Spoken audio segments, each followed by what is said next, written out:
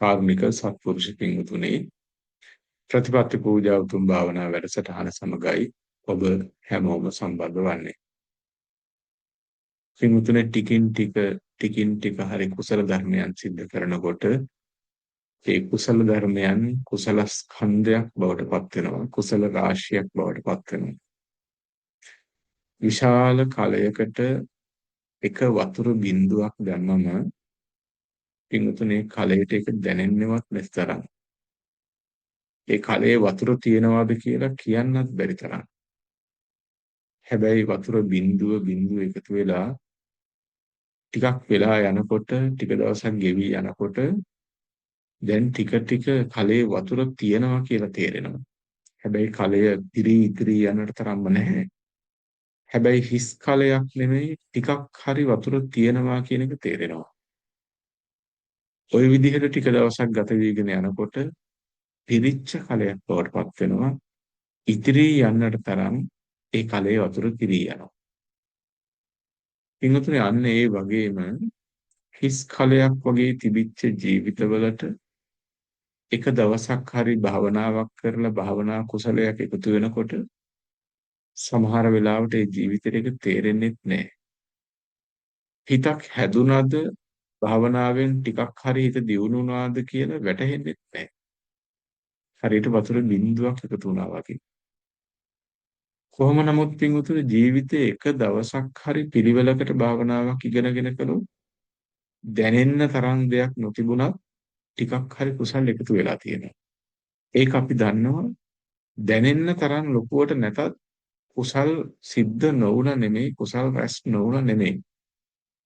ටිකක් හරි කුසල් එකතු වුණා. හිත දැනෙන්න තරම් නොහැදුනාම නෙමෙයි, යන්තමින් හරි හිත හැදෙන වැඩපිළිවෙලකට ආවා කියන එක තේරෙනවා. පින්වතුනි, අඛණ්ඩව ටික දවසක් ඒක කරගෙන යනකොට අර කලේ ඉතිරී යන තරම් වතුර පිරලා නැහැ. හැබැයි වතුර පිරිච්ච කමක් තියෙනවා ටිකක් හරි. අන්න ඒ වගේ ටික දවසක් හරි භාවනා කරගෙන යද්දී අඛණ්ඩව හිත හද යනකොට සම්පූර්ණයෙන්ම හිත හැදිලා නෙමෙයි පින්වතුනි. හැබැයි හිත නොහැදිලාම නැහැ. පොඩ්ඩක් හරි හිත හැදිලා තියෙනවා. වෙනද රාගාදී නිමිති ආපුවම ඒක පස්සෙම ගහගෙන ගියපු හිත දැන් ටිකක් හරි මතක් වෙනවා. පස්සේ හරි මතක් වෙනවා. ද්වේෂ අරමුණ ඇවිල්ලා වෙනද රණ්ඩු සරුවල් කරගෙන නැත්තම් හිත ගිනි අරගෙන හිටපු ජීවිතවල ඒ මට්ටම ටිකක් හරි අඩු වෙලා පස්සේ හරි මතක් වෙනවා වැරදුනා නේද? ඔහොම පින්වතුනි, අඛණ්ඩව හිත දියුණු කරගෙන යනකොට මතක තබා ගන්න යම් දවසක් එනවා මේ කලය පිරිච්ච දියෙන් ඉතිරි යන දවසක් එනවා වගේ අපේ හිත කුසලයෙන් පිරිච්ච දවසක් එනවා පින්වතුනි. හැබැයි දිනපතා ටික හරි එකතු කර යන්නට ඕන. හිත හදමින් යනකොට දවසක් ඒ පින්වතුනි ඔබේ හිතට කෙලෙස් අරමුණු එන්න කලින්ම සිහිය සහ නුවණ ඉදිරිපත් වෙච්ච. දැන් තියෙන්නේ රාගාදී අරමුණු, ද්වේෂ අරමුණු ඇවිල්ලා හිත අරගෙන සමහරට ඔබ පසුබා ගිහිල්ලා ඔබට වඩා ගොඩාක් ඉක්මනට කෙලෙස් අරමුණු ගිහිල්ලා.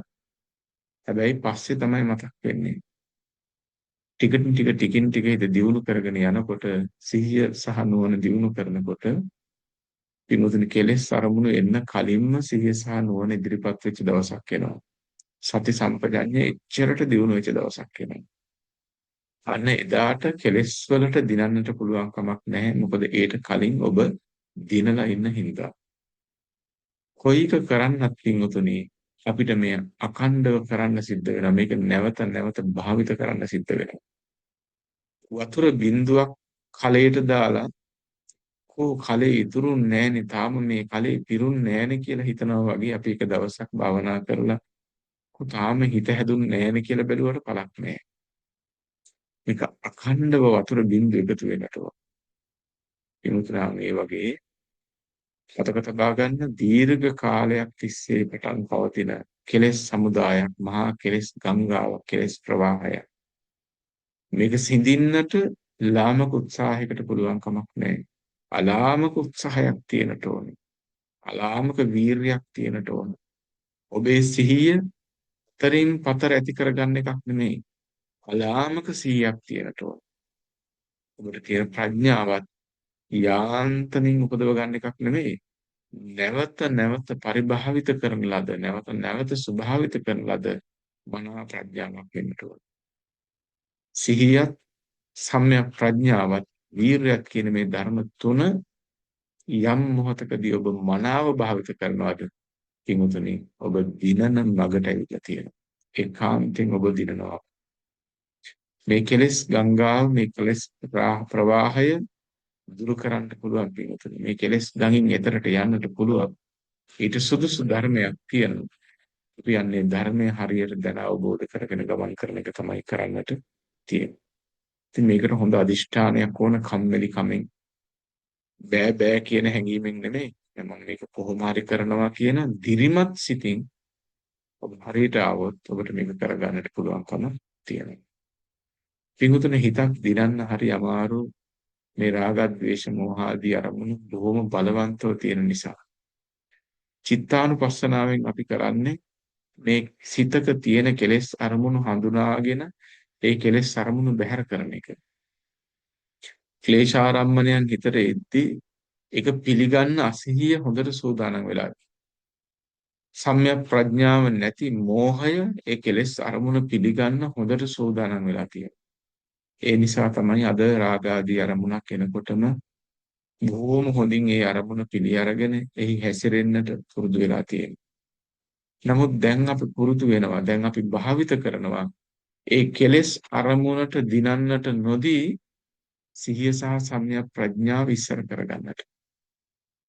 මතක තියාගන්න පින්වතුනි, රාග ආදී සිතිවිලි එනකොට බොහොම ඉක්මනට ඒ සිතිවිල්ල වැළඳගෙන එහි හැසිරෙන්නට හදනවා මේ හිත. නමුත් ඒකට ඉඩ නොදෙන්නට අපි වග බලා ගත යුතුයි. ද්වේෂ අරමුණු වෙනකොට, හිතට තරහක්, කමනාපයක් එනකොට හිත පුරුදු වෙලා ඉන්නවා ඒ අරමුණු හොඳට පිළිගන්න. හැබැයි දැන් අපි භාවිත කරනවා ඒ ද්වේෂයට ඉඩ නොතබන්නට. ඒ ද්වේෂය වළක්වාලන්නට.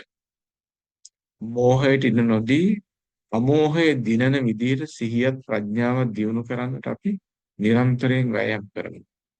ඉතින් මේක එක පොඩ්ඩකින් පුළුවන් කමක් නැහැ. බොහොම හොඳ උත්සාහයක් මේකට ගන්නම අවශ්‍යයි.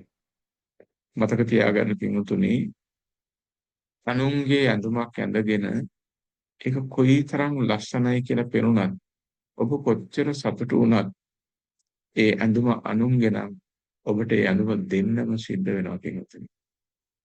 ඔබ කොච්චර ප්‍රාර්ථනා කර කර බලාපොරොත්තුෙන් හිටියත්, කොච්චර සතුටු වුණත් ඒ ඇඳුම අනුන්ගේ නම් දෙන්න වෙනවමයි පින්වතුනි.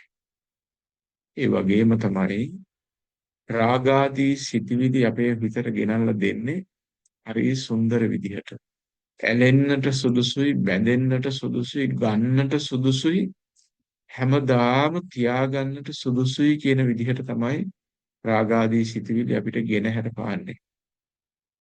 මතක තියාගන්න පින්තුනි, ඔබට කොයි තරම් සුන්දරව ඒ අරමුණ පෙන්වා දුන්නත්, එහෙම කොයි තරම් සුන්දරව පෙන්වා සිටියත්, මේක අනුන්ගේ ඇඳුමක් වගේ මේ ලෝකයට අයිති දේ අතහරින්න වෙනවාමයි කියන එක ඔබේ හිතට ගෙනල්ලා පෙන්වන්න පිටුතුනි. නැත්තම් හැමදාම අර අඥානය අනුන්ගේ ඇඳුම් ඇඳ ඇඳ සතුටු වෙවි ඒවා දෙන්න වෙනකොට අඬ අඬ හිටියා වගේ ඔබටත් මේ ලෝකයක් එක්ක හඬන්න වැළපෙන්න සිද්ධ වෙනවා. පිටුතුනි, මේ ලෝකයා හඬන්නේ වැළපෙන නිකන් නෙමෙයි.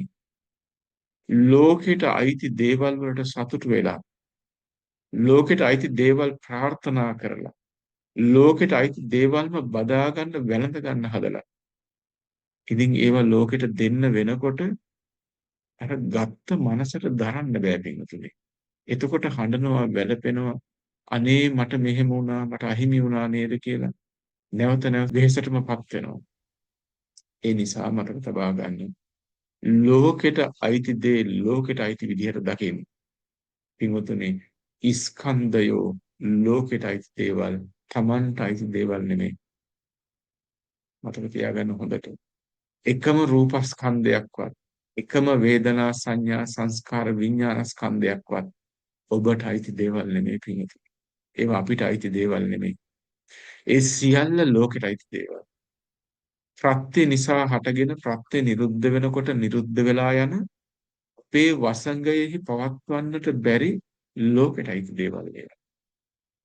ඉතින් අපි ප්‍රාර්ථනා කරන්නේ ඒ බඳු දේ නම් පින්වතුනි දුක හැර වෙන මොකක් ඉතුරු වෙන්නද අපිට? අපි හැමදාම කලේ අනුන්ගේ ඇඳුම් වලට සතුටු වෙන්න හදපු එකයි පින්වතුනි. ලෝකෙට අයිති දේවල් ප්‍රාර්ථනා කළා. ලෝකෙට අයිති දේවල් උරුම කරගන්න කියලා බැලුවා.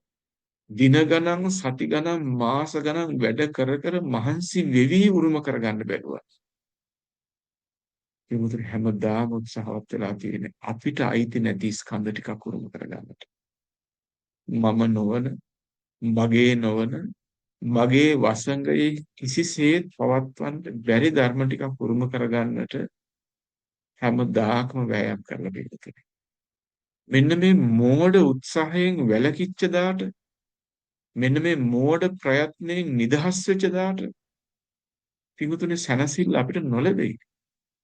ඒ කාන්තෙන් ඒ සැනසෙල්ල අපිට ලැබෙනවා. චිත්තානුපස්සනාව වඩන ඔබ අද තේරුම් අරගන්නට වෑයම් කළ යුත්තේ ඔන්න ඔය කාරණාවයි. හිතට රස මිහිරි අරමුණු හැටියට සුබ ආරම්මන හැටියට සතුට ගෙන දෙන සැනසෙල්ල දනවන ආරම්මන හැටියට ඔබට නොයෙක් සිතිවිලි මතුවේයි.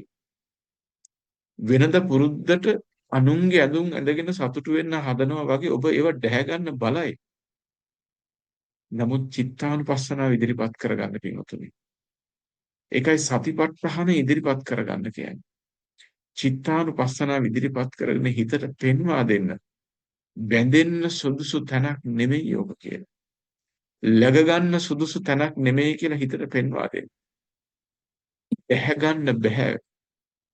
කොයි තරම් උරුම කරගන්න හැදුවත් මේක යථාර්ථයක් බවට පත් වෙන්නේ නැහැ නේද කියන ඇත්ත කතාව ඔබේ හිතට පෙන්වා දෙන්න පිටුනේ අරමුණක් පාසා. එහෙම වුණොත් අපිට හැමදාම පෙරදුනාට අදවත් දිනන්න පුළුවන් වෙයි. අඩුම තරමේ දිනන මාවතකට හරියන්න පුළුවන් වෙයි. අද චිත්තානුපස්සනාව වඩනකොට ඔන්න ඔය ටික හොඳට කරන්න පුළුවන්ද කියලා බලන්න. සති නිමිත්තේ හිත පිහිටුවාගෙන සිහිය දියුණු කරන ගමන් හිතට ඇතිවෙන අරමුණු අඩුම තරමේ පින්වතුනි අරමුණු 10කවත් ගණන් කරලා හරි අද උත්සාහවත් වෙන අරමුණු 10කවත් නොලැග සිටින්නට අරමුණු 10ක්වත් තේරුම් ගන්න බලන්න ඔබේ ඇඳුම් නෙමෙයි අනුන්ගේ ඇඳුම් කියන එක මේක. අරමුණු 10කවත් තේරුම් අරගන්න බලන්න මේ ස්කන්ධ ධර්මයන් ලෝකයට අයිති දේවල් මිසක් මට අයිති දේවල් නෙමෙයි කියලා. 10ක්වත් බලන්න පින්වතුනි. එහෙම පුරුද්දක් ඇති කරගත්තොත් ඒක ඔබේ දවසේ පුරුද්දක් බවට පත් කරගන්න පුළුවන්. ඒක ඔබේ ජීවිතේ පුරුද්දක් බවට පත් වෙයි. ටික දවසක් යනකොට ඔබ කෙලෙස් නිවන මගක බොහොම දක්ෂව ගමන් කරන්න පටන් ගනී. අන්න ඒ සඳහා දැන් කවුරුත් උත්සාහවත් වෙන්න.